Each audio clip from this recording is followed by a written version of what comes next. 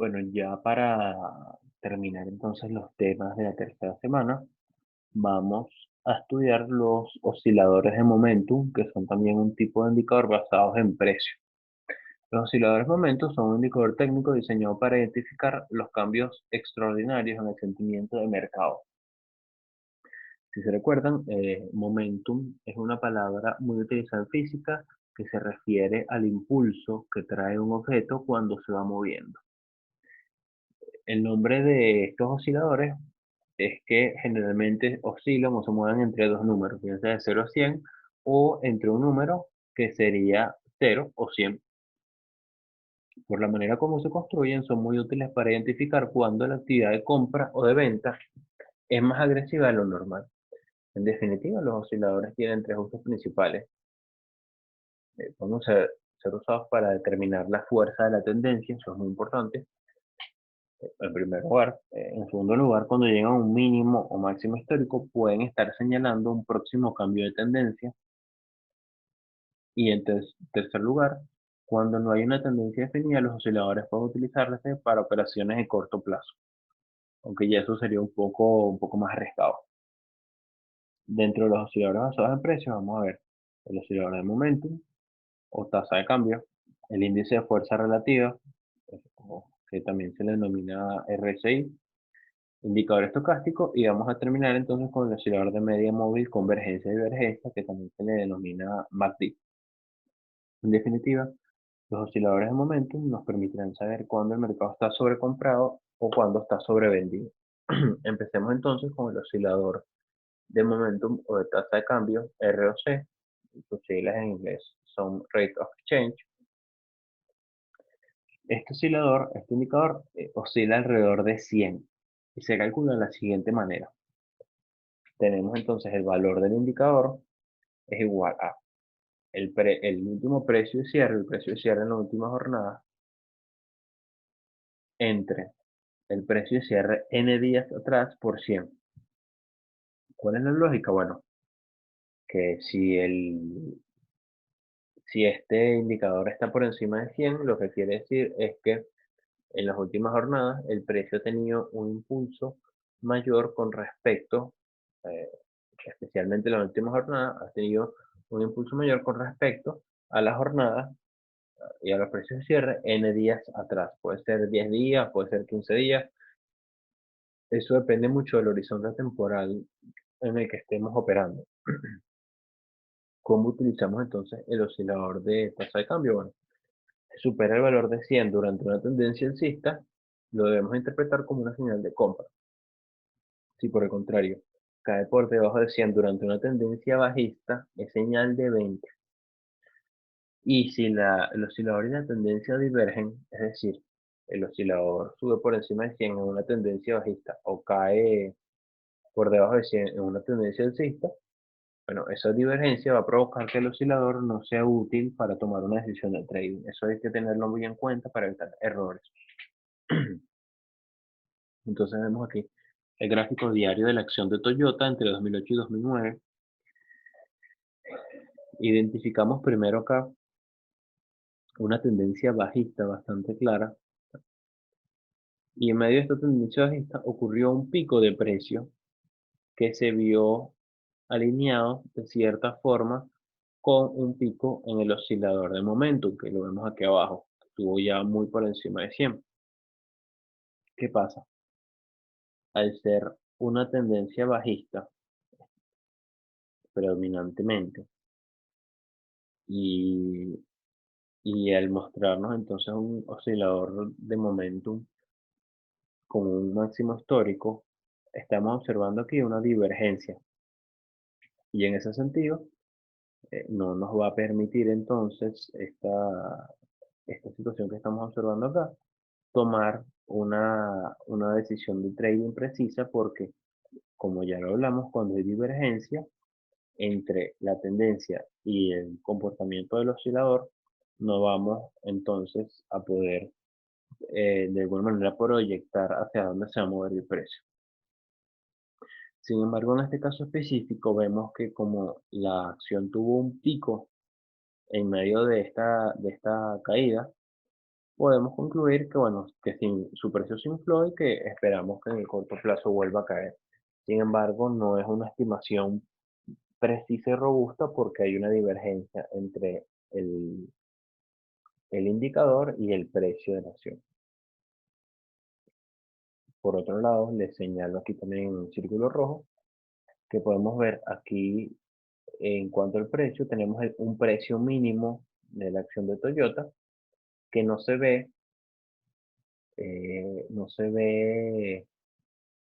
no concuerda con el oscilador de momentum. ¿Por qué? Fíjense que en este caso el oscilador de momentum está por encima de 100 y el precio aquí de la acción de Toyota está en un mínimo histórico. Eso nos genera una divergencia y nos recuerda que no podemos entonces en este caso hacer o tomar una decisión de trading con base en este indicador. Continuamos entonces. Vamos a continuar con el índice de fuerza relativa o RSI. Este es un indicador que compara gráficamente las subidas y las caídas de precio. Generalmente en un periodo de 14 días. Se suele utilizar mucho también como una aproximación a la volatilidad de algún título. Fue creado por un trader estadounidense llamado Wes Wilder. El RSI tiene un valor mínimo de 0 y uno máximo de 100. Valores por encima de 70 eh, nos pueden indicar un mercado sobrecomprado y valores por debajo de 30 nos pueden indicar un mercado sobrevendido. Recordemos que cuando está sobrecomprado, entonces esperamos que el precio de la acción caiga en el corto plazo y cuando está sobrevendido esperemos que el precio de la acción suba y se recupere en el corto plazo. En el caso, bueno, de este oscilador, no vamos a enfocarnos en su fórmula, sino en su interpretación. En consecuencia también, bueno, dependiendo de la volatilidad del título, el RSI suele ubicarse entre 30 y 70. Hay, por ejemplo, títulos muy volátiles en el que la brecha es mayor. Por ejemplo, podemos ver, entonces, cuando una acción es muy volátil, que la brecha puede estar entre 20 y 80, por ejemplo. Otra cosa que hay que tener en cuenta es que en tendencias alcistas el rango del indicador puede ser más alto. Fíjense que el rango y no la brecha como tal, puede ser más alto. Puede estar entonces entre 40 y 80 y en tendencia bajista entre 20 y 60. Aquí les hago la aclaratoria también de que no podemos confundir el RSI con los gráficos de fuerza relativa que nos servían, si se acuerdan de la semana pasada, nos servían eh, para poder hacer análisis intermercados y comparar, por ejemplo, eh, el desempeño de un mercado con otro o de una acción con otra para ver entonces a cuál es mejor. Eso no tiene nada que ver con este índice de fuerza relativa o RSI. Como les comenté, entonces, RSI son las siglas de Relative Strength Index. Aquí vemos entonces el gráfico diario de la acción de Ford entre enero y agosto del 2009. Les coloco en círculo aquí este pico que tuvo el índice de fuerza relativa, aquí abajo. ¿Por qué? Esto es un detalle bastante importante que les mencioné y que siempre hay que tener en cuenta para evitar errores. Aquí vemos que el índice de fuerza relativa de la acción de Ford entre abril y mayo superó el valor de 70.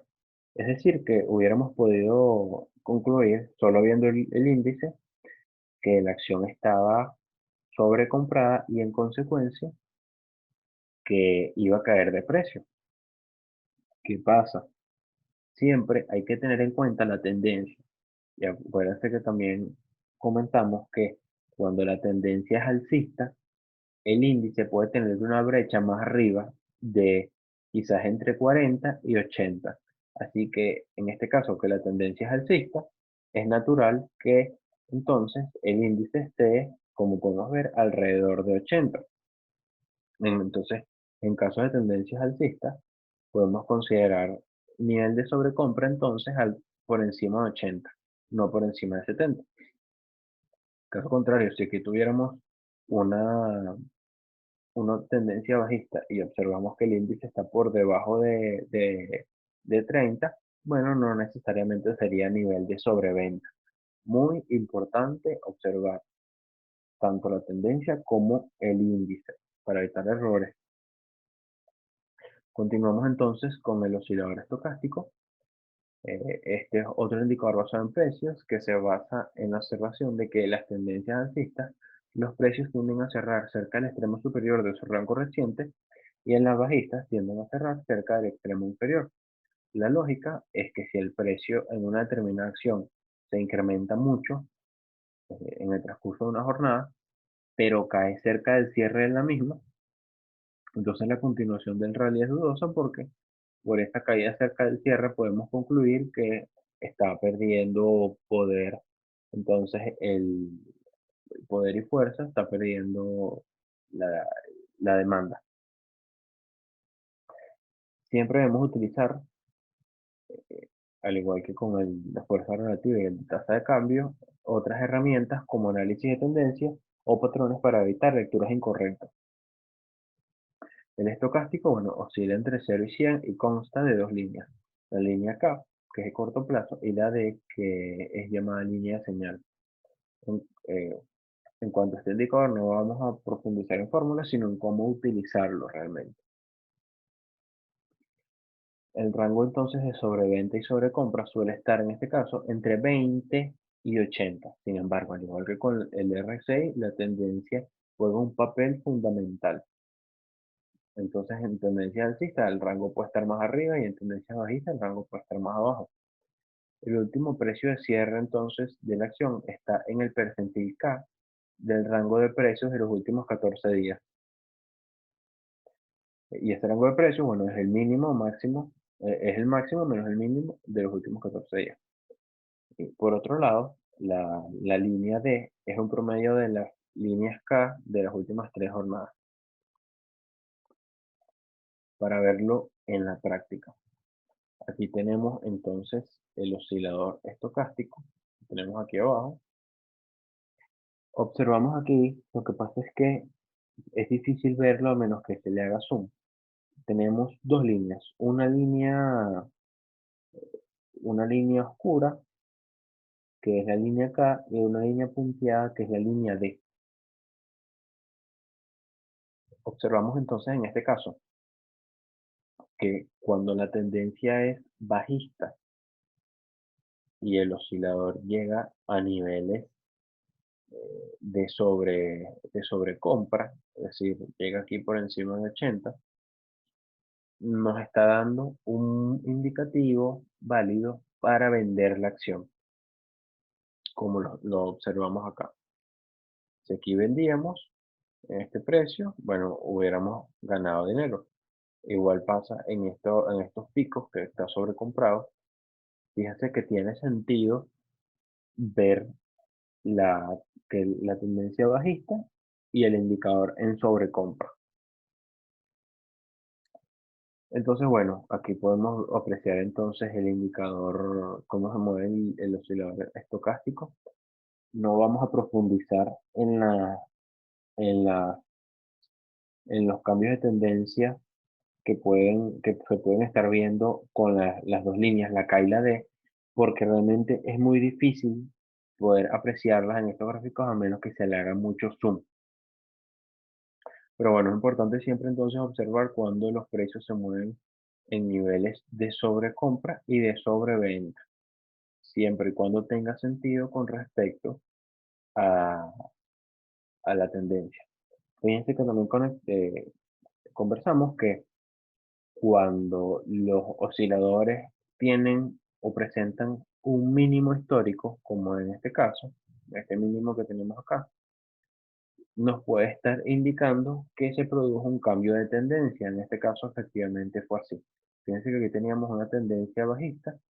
Aquí observamos este mínimo histórico en este oscilador. Y entonces la tendencia cambió a una tendencia alcista. Importante también tenerlo en cuenta. Bueno, vamos a cerrar entonces los indicadores basados en precios con el oscilador MACD, MACD. MACD son las siglas de Moving Average Convergence Divergence. Este es un oscilador que se basa en la diferencia entre una media móvil de corto plazo y una de largo plazo. Este oscilador oscila, valga la redundancia, alrededor de cero. El MACD se construye calculando dos líneas. La línea MACD, que es la diferencia entre dos medias móviles exponenciales, generalmente entre 12 y 26 días, y la línea de señal, que es la media móvil exponencial de la MACD de 9 días. Aquí tampoco vamos a estar profundizando las fórmulas, porque realmente no quiero que se lleven o que se tengan que aprender fórmulas, sino que le vean la lógica a todos estos indicadores y a todos estos osciladores, porque al final del día las fórmulas a los 2 meses se les va a olvidar, pero la capacidad de analizar se les va a quedar con ustedes siempre, y eso es lo importante. Bueno, este oscilador puede utilizarse de tres maneras. Primero, nos permite ver posibles cambios de tendencia al cruzarse la línea MACD con la línea de señal. Segundo, nos permite observar cuando el oscilador está fuera de los rangos habituales de la acción. Y tercero, nos permite trazar líneas de tendencia para observar convergencias o divergencias con los precios. Vamos a ver entonces cómo se usa gráficamente. Fíjense acá, viendo este oscilador, se puede utilizar también de la misma manera que las medias móviles de corto y de largo plazo. Fíjense, la línea oscura es la línea MACD, que sería una línea de corto plazo, y la línea de señal podría interpretarse entonces como una línea de más largo plazo. ¿Qué pasa? Cuando la línea MACD cruza por debajo de la línea de señal, esto es una señal para nosotros de venta, porque esperamos entonces que el precio de la acción caiga, como de hecho lo hizo aquí. Cuando por otro lado acá, como vemos acá, la línea MACD cruza por encima de la línea de señal, es una señal de compra porque esperamos entonces que los precios suban, como pasó acá. Fíjense que acá estaba en un mínimo y la acción empezó a recuperarse el precio.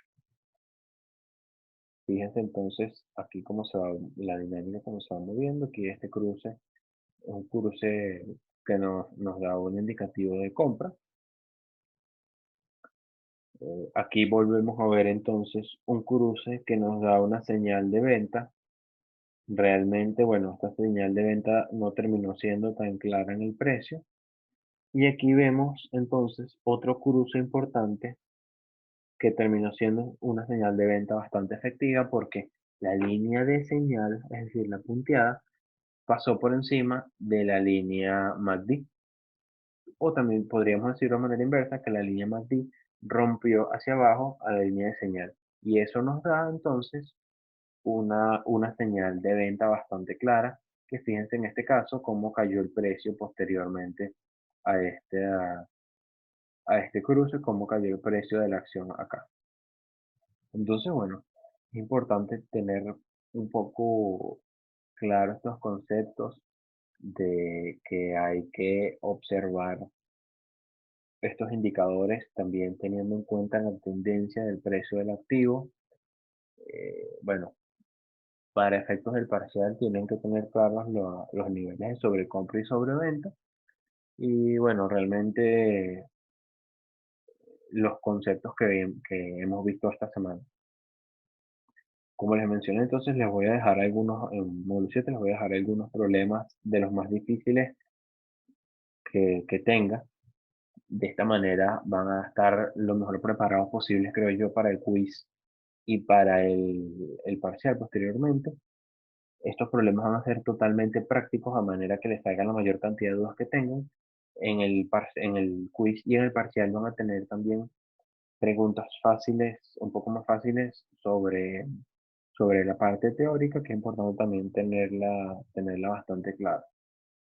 Entonces, bueno, nada, cualquier duda que tengan, me comentan, por favor. Estoy para servirles. Y bueno, Les voy a colocar entonces los ejercicios y la solución a estos ejercicios. Mucho éxito entonces.